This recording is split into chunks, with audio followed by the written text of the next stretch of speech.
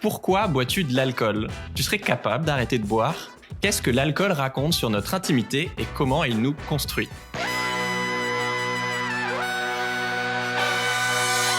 Bienvenue dans Soif de Sens, des histoires d'humains qui changent le monde. Chaque semaine, je reçois un invité écolo, féministe ou solidaire pour t'aider à toi incarner le changement. Et aujourd'hui, on accueille Claire Touzard pour parler de notre rapport à l'alcool et comment il nous construit. Salut Claire. Bonjour. Alors je te présente en 10 secondes. Tu es journaliste, grand reporter et autrice de 2 livres. Féminin, une fiction sur notre capacité à préserver nos valeurs dans un monde d'entreprises violent que tu viens de publier et dont on parlera en fin d'interview. Et ton premier livre, Sans alcool, où sincèrement j'ai eu les larmes aux yeux plusieurs fois. C'est un journal intime où tu racontes comment tu as réalisé que tu étais alcoolique et arrêté de boire au pays du sacro-saint pinard, quoi. Alors le but de ce podcast, voilà, c'est pas du tout de vous faire la morale si vous buvez de l'alcool comme la majorité des gens, mais bien de mieux comprendre notre rapport à l'alcool, qui est beaucoup plus intime et profond que ce que je croyais, quoi. Par exemple, j'adore le début de ton livre où on lit « On s'avoue rarement alcoolique. Quand on boit, on est festif, drôle, français. Un jour, pourtant, tu prends conscience que cet alcool, prétendument bon vivant, est en vérité en train de ronger ta vie, altère ta pensée, abîme tes relations. En décidant d'arrêter, tu découvres à quel point l'alcool a été le pilier de ta construction et de ton personnage, de femme en l'occurrence. Sans alcool est le journal de ton sevrage. » Pour commencer, t'écris que de l'extérieur, personne se doute de rien concernant ton alcoolisme. Pourtant, tu te dis que tu pourrais être l'homme sans abri qui picole dans ta rue. Pourquoi tu dis ça ?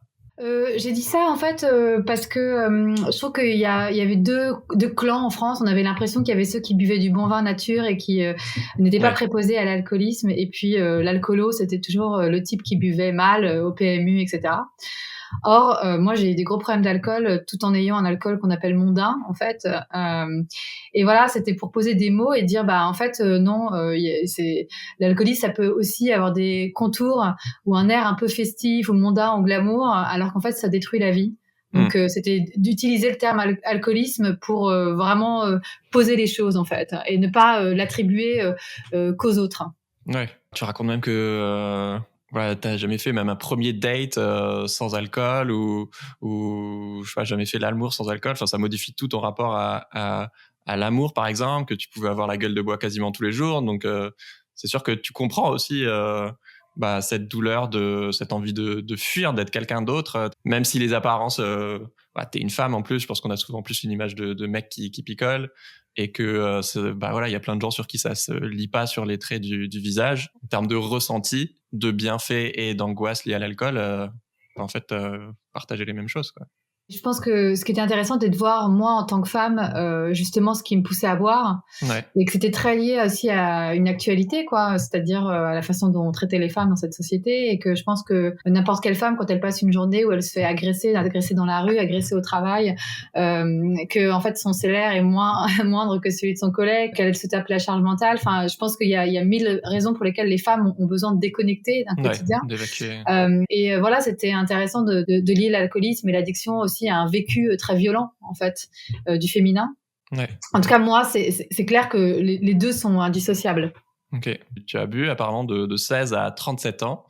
Et un soir de réveillon, après avoir beaucoup bu, tu décides d'arrêter à cause d'un détail.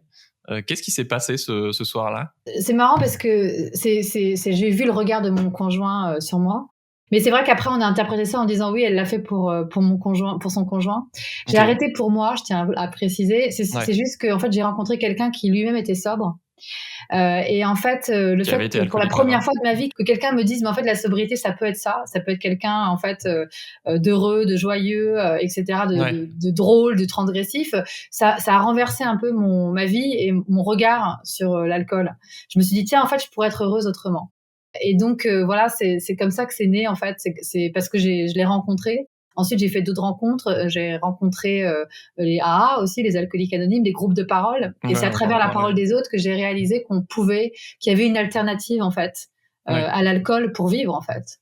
Oui, que tu n'imaginais pas du tout. Tu racontes que, forcément, quand tu commences une relation, tu lui avais pas dit à quel point tu consommais. Je sais pas, c'est parce que toi tu te le disais pas à toi-même ou parce que t'avais pas forcément envie de lui renvoyer ça comme image. Et oui, et qu'à un moment tu t'es dit non mais en fait c'est peut-être la personne de ma vie. Effectivement, je le fais pour moi aussi et il est temps d'arrêter les conneries, quoi. Ouais. Après, j'ai assisté aussi sur le fait que voilà, c'était bien d'avoir un interlocuteur là-dessus. Je pense que c'était Qui a vécu la même chose, ouais. c'était important. Mais je pense qu'on peut réussir tout seul aussi. Oui, Parce que pour moi, le couple, bon, c'est pas tout en fait. On peut avoir créé une famille après de ses amis. On peut plutôt se retrouver dans une émancipation. Enfin, ouais, l'important c'est de le évidemment. faire aussi et Mm. surtout pour soi. Et d'avoir des interlocuteurs sur le sujet, que Ouais. ce soit vos proches, que ce soit des groupes de parole. Voilà, c'est important d'en discuter et d'avoir des exemples.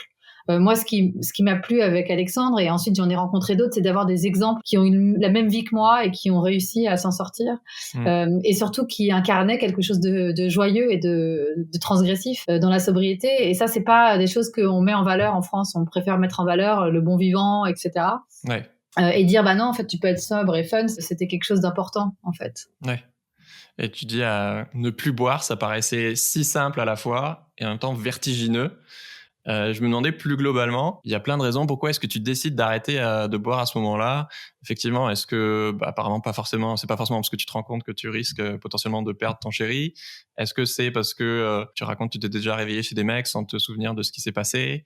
Parce que tu as perdu des amitiés en t'engueulant, en étant alcoolisé, ou parce que t'en as marre de te sentir aussi triste à chaque fois que tu décuves, ou encore autre chose?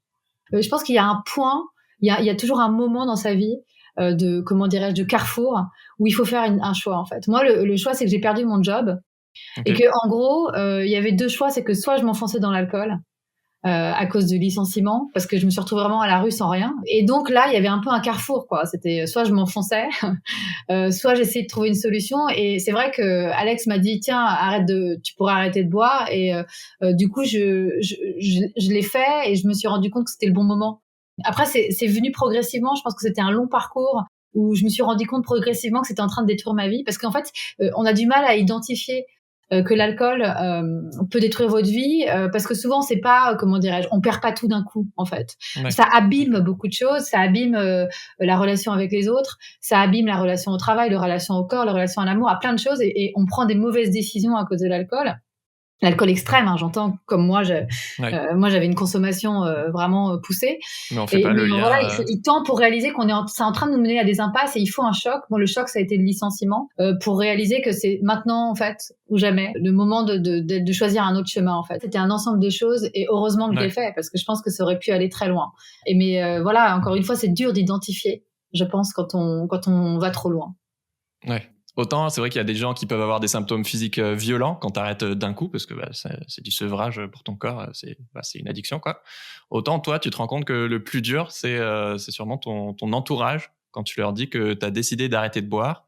Tu as peur de t'éloigner de ta famille, notamment de ton père, qui est justement bon vivant, et qui te dit, quand tu lui annonces que tu vas arrêter, tu n'y arriveras pas. La boisson, c'est dans ton ADN. Quand tu viens juste de commencer à arrêter, c'est hyper violent à entendre ça. Après, oui, c'est hyper violent. Après, c'est marrant parce que c'est mon beau-père. Maintenant, Ok. ça fait un bout de temps pour moi, ça fait 3 ans.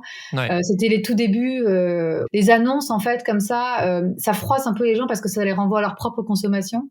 Oui. C'est tendre un peu un miroir aux autres, en fait. Et tout d'un coup, ça te dit ce que toi tu fais, moi, ça me détruit. Et donc, je pense que pour les gens qui n'ont pas vraiment de problème avec leur consommation, ils s'en foutent parce que quelque part, voilà, ils s'associent pas à moi. Mais pour les Ouais. gens qui, eux, ont peut-être un questionnement là-dessus, c'est un peu violent.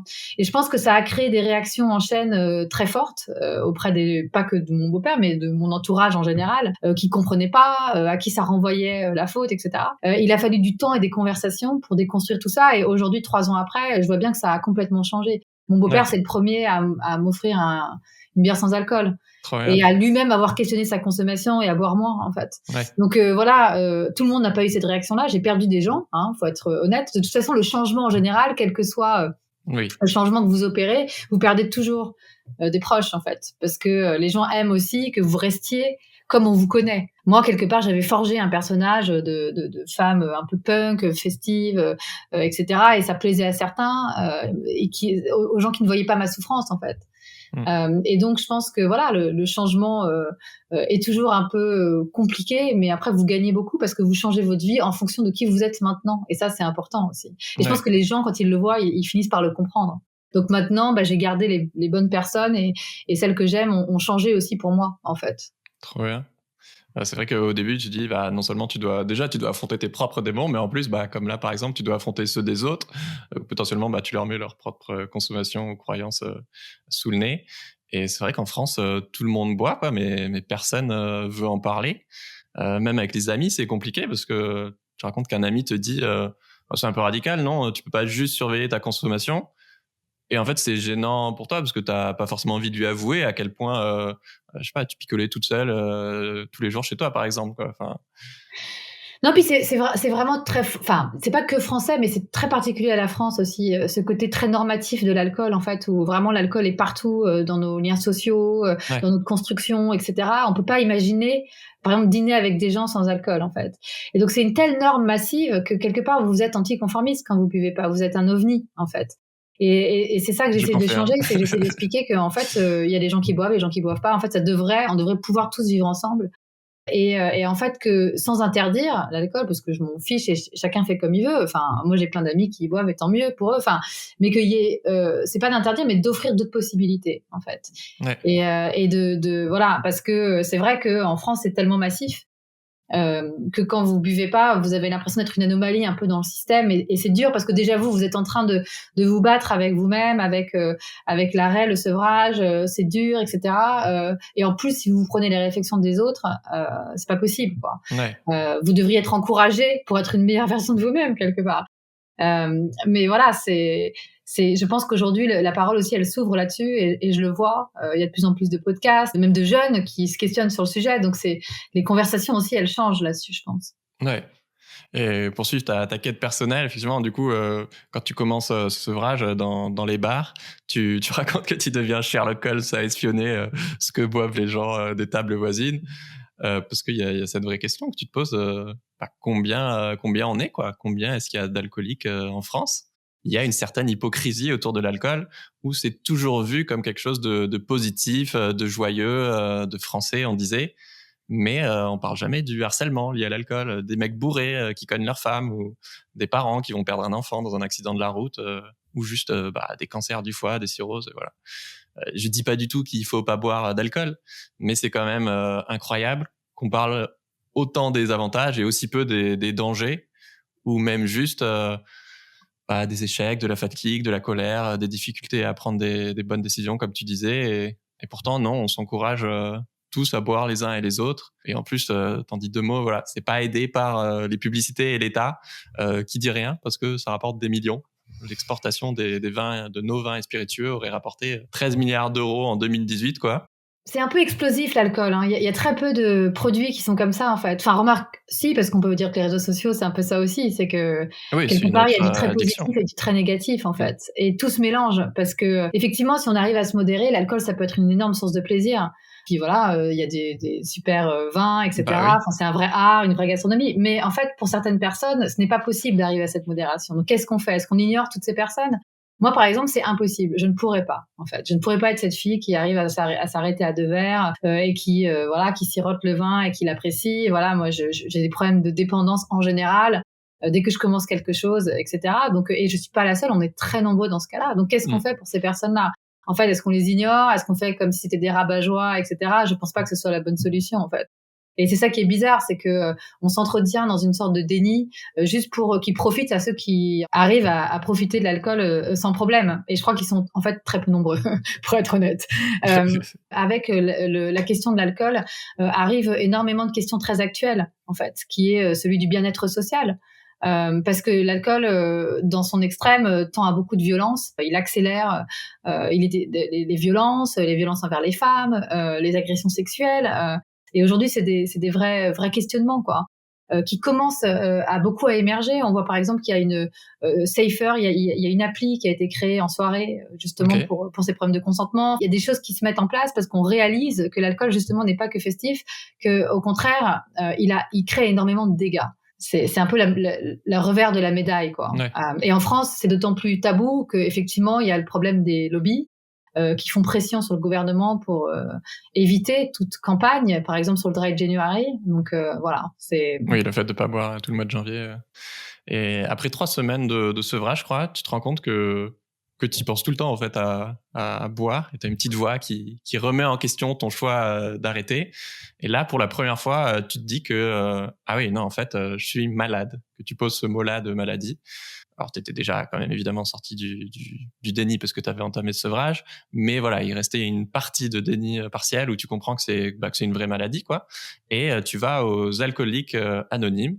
Est-ce que tu peux nous raconter?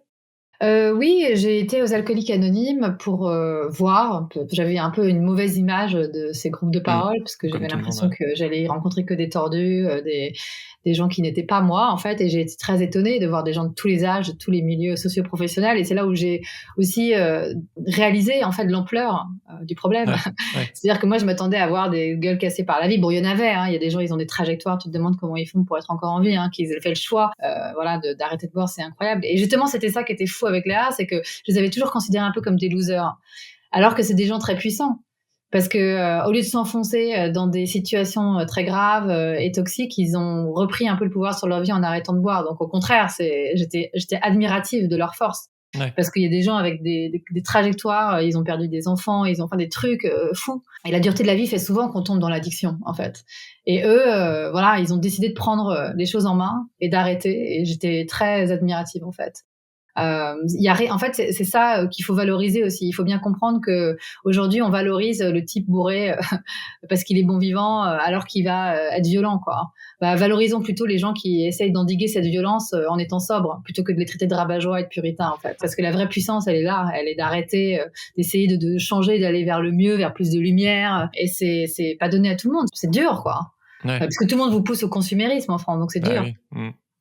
Et c'est super intéressant de voir que quand il y a certains parcours que tu peux croiser qui, voilà, ils sont vraiment une vie 10 fois plus dure que la tienne, tu te demandes, mais en fait, jusqu'où j'aurais pu aller, quoi, si j'arrêtais pas.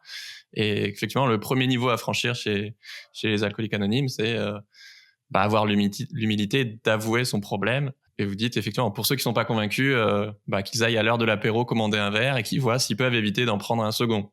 C'est un bon test pour objectiver un peu son degré d'alcoolisme. Tout à fait. Et l'humilité, c'est puissant, voilà, c'est ça qu'il faut se dire. Admettre sa vulnérabilité, c'est très fort, en fait. Et ces gens, je les trouve, qu'on souvent caricature ou dévalorise, au contraire, pour moi, ils ont tout mon estime, quoi. Reprendre le pouvoir sur sa vie de cette façon, c'est puissant, voilà. Faut changer les mots sur ce que c'est la sobriété, en fait. Faut y voir une puissance, faut y voir une lumière, faut y voir quelque chose de fort, en fait. Pour les gens qui, j'entends, veulent faire le pas parce qu'ils ont des difficultés, faut pas le voir comme un échec, en fait. Maintenant qu'on a bien défini le problème de l'alcool, j'avais envie j'ai noté quelques idées tirées de ton livre. Si vous avez envie d'arrêter de boire ou de consommer moins. Tu parles de l'application Stop Alcool pour évaluer votre degré d'addiction. Tu dis aussi visualiser ce qu'on pourrait perdre, d'imaginer les conséquences. Et surtout pour tenir, toi, tu te forçais à te rappeler les mauvais souvenirs perso de l'alcool. Les fois où t'es tombé dans les escaliers ou sur les rails du métro, ou des accidents de voiture, des engueulades, des rendez-vous amoureux ratés, peu importe, des claques données à tes chéris. Est-ce que c'est ça qui t'a aidé à tenir dans une société où tout nous encourage à boire? Il faut voir, il faut voir les coulisses de la belle image qu'on nous vend, en fait. Parce que c'est facile de se rappeler, même moi, des souvenirs. J'ai des très beaux souvenirs avec l'alcool, le vin. J'ai des amis vignerons en Californie. Enfin, vous imaginez l'imaginaire que ça charrie. C'est dur, mais après, il faut s'obliger à voir aussi la vraie image de vous-même sous alcool, en fait. Moi, en l'occurrence, quand on amasse toutes les images de ce qu'a été ma vie sous alcool, il y a un nombre de dommages collatéraux qui seront irréparables, en fait. C'est ça la vérité. C'est-à-dire que même les trous noirs, les presque comas éthyliques que j'ai eu, tout ça, c'est des choses, on en a rigolé pendant longtemps. Mais quand on arrête et quand on vieillit aussi, en fait, on a envie d'en pleurer, en fait. On se dit, mais qu'est-ce que j'ai fait, quoi? Parce que tous ces moments-là, ça aurait pu être des moments plus bienveillants aussi envers soi-même, ça aurait pu être des moments de construction de quelque chose. L'alcool déconstruit beaucoup les choses quand on pratique comme moi à l'extrême, c'est-à-dire que au lieu d'essayer de prendre les choses en main pour se créer un environnement agréable, on se dit je peux tout supporter parce que j'ai la picole en fait. Et en fait, on trouve dans la sobriété presque une philosophie, puisque finalement on ne peut plus supporter les choses qui nous vont pas, on va que vers le bien. Ouais. Je dis pas que c'est facile, hein. Je dis juste que c'est plus du tout la même trajectoire et que effectivement oui, se rappeler en permanence de ce qu'est l'alcool vraiment pour vous, c'est important. J'ai noté plein d'avantages d'arrêter l'alcool, même s'il ne faut pas s'attendre à ce que ça résolve voilà, tous tes problèmes, mais il y en a pas mal quand même. Tu dis prendre de meilleures décisions, t'es journaliste, donc toi t'écris plus vite. Je suis scénariste et écrivaine maintenant. Pardon, oui. J'ai arrêté le journalisme, c'est pas grave. Ok, mais ça t'aide dans ton travail. C'est avoir accès à ses émotions, plus d'orgasme aussi, c'est quand même, ou en tout cas savoir que t'es toujours dans un vrai consentement. Et t'es beaucoup moins en colère aussi. Enfin, il y avait vraiment beaucoup de choses. Toi, c'est quoi le bénéfice qui t'a le plus marqué ? Il y en a plein, parce que ça change complètement votre vie, en fait. Donc, je pourrais pas en citer un, parce que c'est un renversement, puisque tout est fait différemment. Vous voyez, de l'amour à tout est fait différemment. Je sais pas comment expliquer. Avoir le cerveau clair, pour moi, c'est la plus belle chose. Être lucide sur les choses, voir les choses telles qu'elles sont, en fait, et non sous le filtre de l'alcool. Ça permet, ça ouvre toutes les portes, en fait. Je dis pas que c'est facile, parce que en fait, il y a des moments où, comme tout le monde, j'aimerais bien switch off aussi, hein, parce que l'alcool, ça permet de ça quand même. Il y a des moments où ça reste parfois difficile, mais on y gagne tellement, et je pense qu'il faut vraiment être conscient de ce qu'on y gagne par rapport à ce qu'on y perd quand on a des problèmes d'alcool.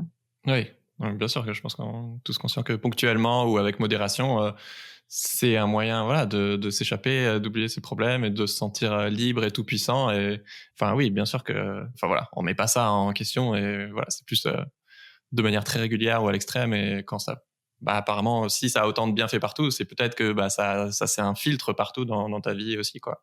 C'est sûr que ça dirige ta vie vers d'autres choses. Moi, ça dirige ma vie vers quelque chose de beaucoup plus construit et beaucoup plus d'arrêter. Qui me ressemble aussi, parce qu'en fait, on revient à soi aussi. C'est ça la sobriété, on revient à soi. C'est-à-dire que l'acte de consommation, mais en général, il se déplace de vous, en fait. Arrêter de consommer, mais l'alcool, mais aussi les réseaux sociaux, des fringues, j'en sais rien, c'est revenir à une forme de dépouillement, en fait. Et du coup, c'est s'attribuer plus de puissance, parce que en fait, tout d'un coup, la puissance, elle vient pas des éléments extérieurs, elle doit venir de vous. Voilà. C'est vrai que quand on boit, des fois, on boit parce qu'on a envie de s'oublier, parce qu'on a envie d'être quelqu'un d'autre, ou parce qu'on a envie d'être plus extraverti, plus festif, etc. Et c'est chouette aussi de sortir de son rôle social, etc. Mais oui, à long terme, ça peut aussi du coup nous couper de qui on est vraiment. Et toi, tu racontes un peu comme ça que tu t'étais construite une image qui n'était pas forcément qui était plus qui t'avait envie d'être, quoi. J'avais envie de me trouver déjà. J'avais pas bu depuis j'avais pas bu depuis mes 16 ans. Donc c'était quand même. J'ai découvert que j'étais timide, par exemple. Enfin, je savais plutôt plus ou moins que j'étais timide. Ça, c'est improbable. Mais maintenant, j'apprends à l'accepter. Voilà, je suis timide. J'arrive dans des fêtes et ça me fait peur, et parfois j'ai peur de parler aux gens, mais c'est pas grave, en fait. C'est bien aussi de savoir qui on est. C'est important. Plutôt que de se construire des personnages un peu valeureux. Le courage, on le trouve quand on apprend à se connaître, en fait. Ouais. Mais tu racontes aussi que si toi, tu avais eu envie de boire autant, c'était aussi pour défier les normes sexistes patriarcales de une fille, ça doit être calme, ça doit pas faire de bruit, et justement boire entre guillemets comme un homme. C'est ce qu'on raconte dans l'épisode avec Nora Boisouni sur les stéréotypes de genre. Il y a la bouffe et il y a l'alcool notamment, quoi, mais d'être un peu plus punk et rebelle. Mais c'est vrai que quelque part, je pense que c'est aussi ça a été la possibilité d'investir un territoire masculin et de montrer une image plus amochée de la femme, ou en tout cas qui se tient pas bien, etc. C'est intéressant, hein, je dis pas le contraire. C'est juste que moi, j'ai pas trouvé vraiment ma puissance de femme. Ma puissance de femme, je l'ai trouvée quand j'ai arrêté de boire et que tout d'un coup, j'ai eu ma mémoire qui est revenue. Ça, c'était pour moi puissant. Moi qui suis intello, quoi. Enfin, c'est mon métier. Ouais. C'était la plus grande puissance, c'était là, en fait. C'était de retrouver ce cerveau, en fait. Donc voilà, j'ai pas trouvé dans cette image de la femme rock'n'roll entre guillemets, quelque chose qui finalement m'a donné de la puissance que j'attendais en fait. Je pense que la puissance, elle se crée pas au comptoir. Pour moi, elle se crée devant ma table d'écriture. Mais c'est moi en fait. Oui, bien sûr, ça peut être chacun son parcours. Mais... Finalement, boire, c'est aussi un peu s'écraser, c'est un peu disparaître, c'est un peu fuir. Donc c'est pas quelque chose qui finalement est très positif en fait. Et je pense que on en revient un peu des images de femmes qui sont tout le temps en train de picoler, même dans la pop culture, etc. Parce qu'on voit que c'est des femmes qui souffrent. L'intérêt, c'est aussi qu'elles trouvent du bien-être autrement, en fait, qu'elles trouvent de la force ailleurs. Mais je trouve que tu as encore plus de crédit à avoir arrêté, parce que si tu t'es construite en tant qu'ado par opposition à ces normes sexistes, justement pour dire bah non, en fait vous allez pas dire ce que je dois être ou ce que je dois pas être en tant que femme, bah du coup ça faisait partie de ton identité, quoi, et d'arriver à déconstruire ça. Et donc quand t'arrêtes, c'est pas juste t'arrêtes l'alcool, c'est tu dis aussi adieu à cette version de toi-même, et non, en fait j'ai envie de partir explorer qui je suis vraiment, parce que ça correspond pas ou plus à qui je suis, quoi. Wow. Après, je chéris cette fille que j'ai été. Je l'aime quelque part et elle fait partie de moi. Et peut-être que si j'avais pas eu aussi ces années de rébellion, j'en serais pas là. Il a fallu que j'aille jusqu'au bout aussi pour que je trouve l'effet inverse. Donc je suis pas, je critique personne et aucune façon de faire pour trouver qui on est en tant que femme. Mais c'est sûr que moi, là, tout d'un coup, ça illumine beaucoup aussi mes réflexions féministes, la sobriété. Ouais. Parce que voilà, c'est la sobriété, c'est la clairvoyance, la sobriété, c'est la bienveillance. Pour moi, c'est lié à quelque chose de constructif et qui m'aide en tant que féministe et en tant que femme et intellectuelle. Donc j'ai rien perdu, j'ai tout gagné presque. Ouais. J'associe la sobriété à la lutte, moi, beaucoup en fait. À la lutte, parce que ça nous permet d'être plus branchés avec le réel, d'être plus branchés avec qui on est. Ouais. Oui, je pense que c'était pas du tout pour dire qu'il fallait nier ses anciennes non, pas du tout, identités, mais je trouvais ça hyper intéressant de se dire, pour les gens qui nous écoutent, qui peut-être ont envie d'arrêter ou de consommer moins, mais en fait quand j'arrête, quelle partie de moi je laisse derrière aussi, dont, en général on se pose pas ce genre de questions philosophiques, où on se rend pas compte. C'est aussi pour ça que souvent c'est plus dur d'arrêter que ce qu'on croit, quoi. Oui, parce qu'on a peur aussi de se trouver, je pense. On a peur d'aimer sans alcool, on a peur. L'alcool, ça aide à prendre confiance, de façon illusoire. En fait, des fois, se confronter à soi-même, c'est pas facile. Surtout que quand même, et moi, ça a été mon cas, donc je peux en parler, mais souvent, on boit pour cacher des traumatismes aussi qui sont plus anciens. Et donc, quand on arrête de boire, on doit se confronter à ces traumatismes plus anciens, à ces angoisses. Voilà, moi, j'ai découvert des choses que j'aurais peut-être pas aimé déterré depuis que je suis sobre. Je fais un travail psychanalytique. J'ai beaucoup d'experts qui m'aident, mais j'ai réalisé aussi que en fait, c'était pas par hasard que j'avais commencé à boire. C'était lié à beaucoup de maltraitance et des choses comme ça en fait. Ce qui est souvent le cas des personnes qui tombent dans les addictions. Donc c'est sûr que tout d'un coup, ça veut dire qu'il va falloir se confronter quelque part à son passé, à ce qui nous a fait commencer à boire, et aussi qu'il va falloir commencer à guérir. Mais dans cette guérison, voilà, ça demande d'affronter beaucoup de choses. Et c'est sûr que l'alcool a été un pansement, un mauvais pansement pendant des années. Moi, j'ai pas envie d'avoir un discours aussi, prosélyte et tout, parce que si vous essayez, que vous arrivez pas, c'est pas grave. Tout le monde fait comme il peut, en fait. La vie est dure, les parcours sont violents. Il faut vraiment pas se flageller. Si vous écoutez ce podcast et que vous n'arrivez pas à arrêter de boire, c'est pas grave, en fait. Peut-être qu'un jour vous y arriverez. Peut-être que vous arriverez à vous construire quand même. Moi, j'essaie juste de dire, en tout cas, moi, ça m'a aidé. Voilà. Ouais. Merci beaucoup de me dire, parce qu'effectivement, ça fait 2-3 fois depuis le début de l'interview où je me dis, mince, en fait, peut-être qu'on donne l'impression, en tout cas, moi, je donne l'impression que de vouloir forcer les gens à arrêter, alors que pas du tout. Et j'ai vraiment pas envie qu'il y ait de jugement ou quoi. Et évidemment, énorme empathie pour tout le monde qui... Enfin voilà, on a tous nos problèmes, petits ou grands, et chacun se bat avec ses armes pour essayer d'avoir la vie qui l'inspire, quoi. Donc, Exactement. T'écris un passage sur les femmes qui, je pense, va résonner chez beaucoup d'auditrices. T'écris: à 2 reprises dans ma vie, je suis pas certaine à 100% de ne pas avoir été abusée. Je m'en souviens pas. L'alcool, c'est la domination des hommes qui s'accélère sur les femmes. Être bourré, c'est se donner une chance en moins de pouvoir lutter. Est-ce qu'on le dit suffisamment aux jeunes filles? À 18-20 ans, je voulais me prouver que j'étais invincible en picolant, alors qu'au contraire, on est fébrile et à la merci du pire. Et ce n'est pas comme ça qu'on apprend à affronter, à combattre, à aimer sa sexualité et sa féminité. Pas la nuit, sans souvenir, pas sans se rappeler qui l'on est et sans savoir où l'on va. Alors après, je me rends compte que dans ce passage, et je m'en suis rendu compte après, parce que j'ai enlevé un passage juste après, ça a été une erreur, où je disais que en fait, c'était aussi beaucoup responsabiliser les femmes, et que en fait, en vérité, c'est plutôt qu'elles devraient, même bourrées, être safe en fait, et que c'est aux hommes de ne pas être des dangers pour elles.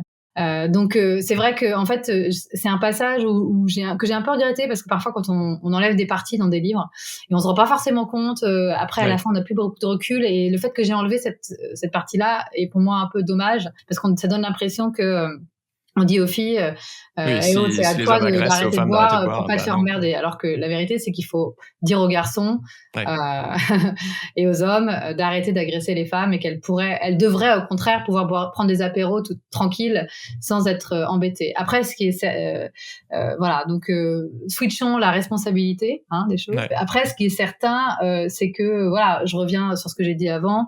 On dit aux femmes que, en tout cas, peut-être dans l'alcool, il y a un côté rock'n'roll qui les rapproche de la puissance. Moi, non. La puissance, elle est dans la sobriété. Donc, si ça peut inspirer certaines femmes, tant mieux. Voilà. Ouais. Et je pense même pour les mecs qui boivent ou les personnes non binaires, c'est vrai qu'il y a ce paradoxe entre liberté et domination, et t'es pas si émancipé que ça quand tu bois, alors qu'on a l'impression justement qu'on est tout puissant, mais voilà, il y a un revers de la médaille. Oui, parce que en fait, l'alcool, souvent, ça réveille des fragilités plus que ça n'enfouit des. Donc, ça rend pas vraiment valeureuse. C'est oublier les traumatismes qu'il faut en fait affronter. Mais c'est encore une fois, c'est chacun fait comme il peut, quoi. Ouais. J'adore le passage où t'évoques le fait que toi, tu crois vraiment qu'il pourrait y avoir un vrai mouvement de Français qui deviennent massivement sobres, comme je sais pas, comme il y a plein de Français qui mangent moins de viande, par exemple, pas juste pour boire, mais plus largement, voilà, questionner le rôle de l'alcool dans nos rapports aux enfants, les dépressions, les violences conjugales, etc. Toi, c'est un truc que tu pressens, ça, qu'il pourrait y avoir un MeToo. Je pense que c'est déjà le cas. C'est déjà le cas, en fait. Il y a... Mais même, par exemple, Alice Coffin, elle en parle dans son livre Le génie lesbien. Virginie Despentes, elle parle beaucoup aussi de sobriété. Enfin, on voit que même les figures militantes, elles en parlent, en fait. C'est un vrai sujet. Et c'est pas anodin, parce que aujourd'hui, pour se soulever, et ça, c'est beaucoup de figures punk, par exemple féministes, qui le disaient, comme Kathleen Hanna, etc. Kathleen Hanna, elle disait ce truc hyper intéressant. Donc Kathleen Hanna, c'est la chanteuse des Bikini Kill et du Tigre. Et en fait, elle dit être punk, c'est vouloir renverser le capitalisme. Mais comment vous pourrez renverser le capitalisme si vous êtes tout le temps bourré? Et c'est intéressant parce que, en fait, pour moi, j'adore cette phrase. Elle veut tout dire, en fait. Aujourd'hui, on a besoin de tout notre esprit pour renverser ce système de merde. Et je pense que voilà, je pense qu'on comprend peu à peu. On comprend aussi que quelque part, on parle d'opium du peuple. Voilà, on connaît la fameuse phrase, mais l'alcool, ça aide bien les politiques, parce que en fait, ça endort aussi le peuple. En fait, en vrai. C'est ce que je disais tout à l'heure sur ma journée. Moi, avant, je buvais pour m'écraser, parce que en fait, je supportais plus mon quotidien. Mais du coup, je supportais ce quotidien. Quand on arrête de boire, on peut plus le supporter. On est obligé de changer les choses. Et donc voilà, la sobriété, ça révèle une action, un désir d'action, de clairvoyance aussi. Et je pense que ça, c'est des termes qui sont très importants pour forger l'avenir. Et je vois que chez les jeunes générations, il y a de plus en plus de jeunes qui commencent à moins boire, aussi parce qu'ils ont envie d'avoir plus de pouvoir, en fait. Et je trouve que la sobriété, voilà, encore une fois, c'est une convergence des luttes. C'est trop intéressant. Et ça fait parfaitement le lien avec ton nouveau livre féminin. C'est l'histoire d'une journaliste militante qui arrive dans un magazine féminin où elle va perdre ses valeurs peu à peu. Est-ce que tu peux nous en dire plus? Est-ce qu'on peut négocier avec un système qui nous écrase et garder ses valeurs, même dans un système capitaliste, ou... En fait, je suis partie d'un journal féminin, mais c'était un peu une allégorie. Enfin, j'avais envie de parler plus largement de notre rapport au système. C'est comment on fait aujourd'hui pour installer ces valeurs personnelles et intimes qui sont humanistes dans un système qui ne l'est pas, en fait. Et je trouve que c'est impossible, en fait. Ça nous met en permanence face à nos ambiguïtés, une sorte de schizophrénie, et je trouve ça très difficile à vivre. Et le personnage, en fait, il va un peu tomber, parce que au lieu d'essayer de préserver ses valeurs, il va les mettre de côté pour entrer dans ce système, et en fait, il va se faire manger, parce que c'est un élément faible du système, vu que c'est une femme et qu'elle vient d'un milieu pas favorisé. Donc tout ça fait que c'est un peu le maillon faible, comme on dit, de ce genre de système. même par exemple l'installation de systèmes féministes, écolos, etc. Comment on les installe dans un système libéral en fait. Moi, ça m'intéresse parce que j'arrive pas à voir la connexion. Si j'ai pris l'exemple de la mode, c'est que justement, c'est intéressant parce qu'il nous vend comme ça des images de diversité et en fait, on voit bien que c'est que du maquillage. Ce qui changerait vraiment les choses aujourd'hui, c'est pas de mettre des personnes noires en couverture, c'est de les embaucher en fait à des postes clés. Et les 2 livres parlent de sobriété. Forcément, la sobriété de l'alcool, c'est pas exactement la même, mais il y a des liens. Pour toi, c'est quoi la puissance de la sobriété que tu voulais parler dans ce livre féminin? Pour moi, c'est le même sujet en fait, parce que quelque part, féminin, c'est un peu une addiction à la consommation, à Oui. un statut de femme qui s'acquiert à travers l'achat de vêtements, de sacs, à travers une image, alors que pour moi, la liberté, c'est justement de se départir de tout ça en fait. En gros, sans alcool, ça m'a fait questionner la consommation en général. Parce que quand on arrête de consommer quelque chose, on questionne forcément la consommation de toutes les autres. Ouais. Et donc des vêtements, des réseaux sociaux, de tout ce qui nous, comment dirais-je, qui crée un peu notre identité aussi. Et je me suis dit, mais en fait, mon identité, est-ce qu'elle passe par tout ça en fait? Est-ce qu'elle passe par ces usages de choses qui m'ont été imposées en fait par ce système et que je trouve violent? Moi, les réseaux sociaux, en fait, je suis très paradoxale là-dessus. J'ai du mal. Pareil, la mode, la façon de s'habiller, etc. On nous a toujours dit oui, mais c'est une façon de s'exprimer, C'est certes, vrai, mais mais pas que en fait. Et donc j'ai fait ce livre-là quelque part qui rejoint Sans alcool puisqu'il parle du consumérisme, du rapport à la consommation, et du rapport au système aussi. On est très entretenu en permanence à adhérer à des systèmes qui ne nous conviennent pas. oui, on s'en rend pas compte. Ce qui est un peu au cœur de Féminin, et je pense que beaucoup de gens commencent à réaliser. On le voit, beaucoup de gens quittent leur travail.